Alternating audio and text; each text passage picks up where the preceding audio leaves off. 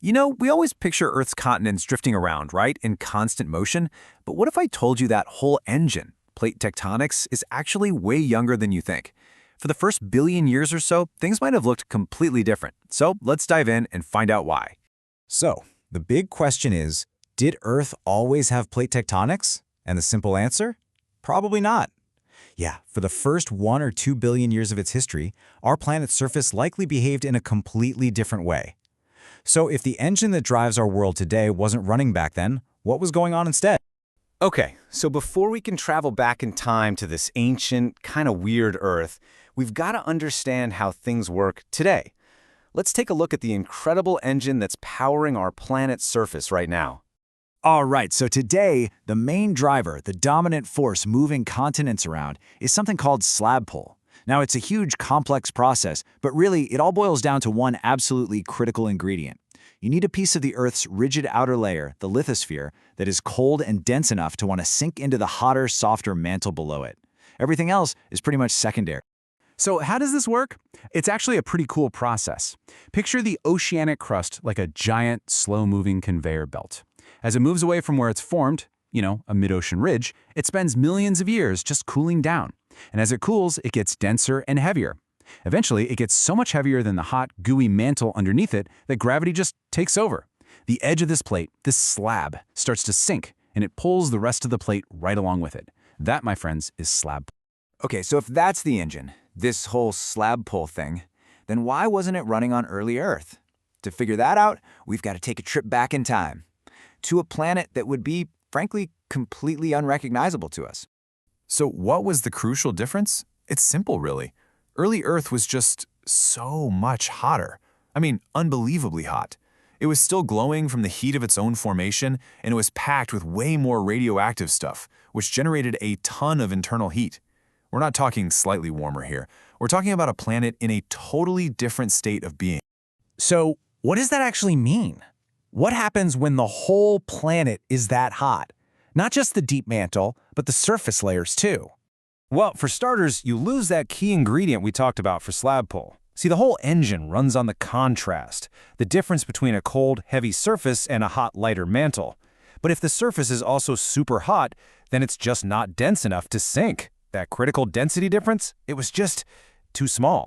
There's a great scientific term for this tendency to sink, negative buoyancy. And on early Earth, that sinking force was either super weak or it just wasn't there at all.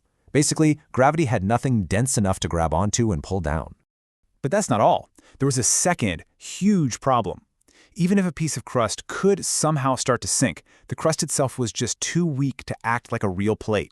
It was too hot, too thin. It couldn't form a solid, rigid slab. And the analogy the source material uses for this is just perfect. Instead of behaving like cold, brittle glass that can crack and sink, the early crust was like warm cheese. Yeah, if you tried to pull on it, it would just stretch and get all gooey and tear apart. And let's be honest, you can't pull an entire continent with a piece of string cheese. So this comparison really just lays it all out, doesn't it? On one side, you've got early Earth, super high temperature, a weak and stretchy lithosphere, and a really low density contrast. That leads to motion that's mostly vertical. Think drips. Then you've got modern Earth, way cooler, a strong and brittle lithosphere, and a high density contrast. And that is what allows for the organized side-to-side motion of slab pull. We're talking about two completely different worlds here. So the big question is, how did we get from that gooey cheese world to the brittle world we have today?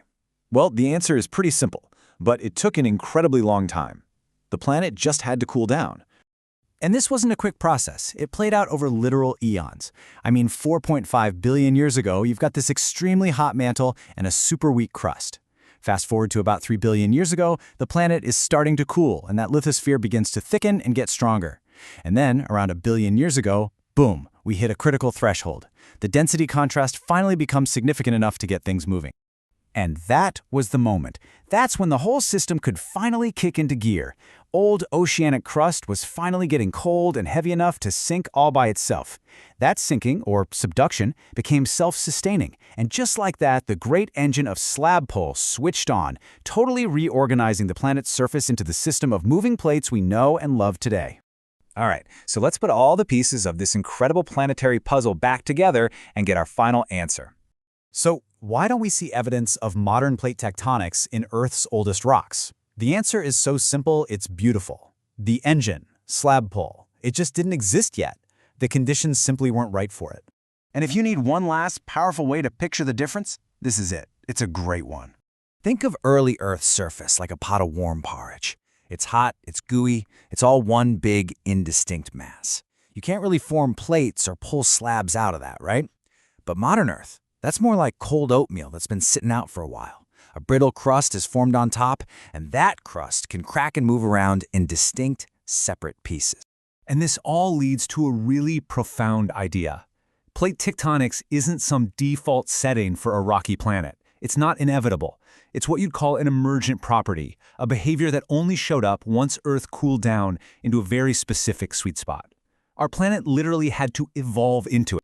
So if you're going to remember one thing from all this, let it be this. Early Earth was simply too hot for the dense, rigid slabs required for plate tectonics to form and sink under their own weight. And that leaves us with a really fascinating final thought, doesn't it? Plate tectonics, it's not the default state of our world. It's just a phase. It's a temporary solution that a cooling planet figured out to get rid of its internal heat more efficiently. And what that implies is that one day, maybe billions of years from now, as our planet continues to cool, that engine might just switch off again. Our dynamic, moving world could become static and quiet once more.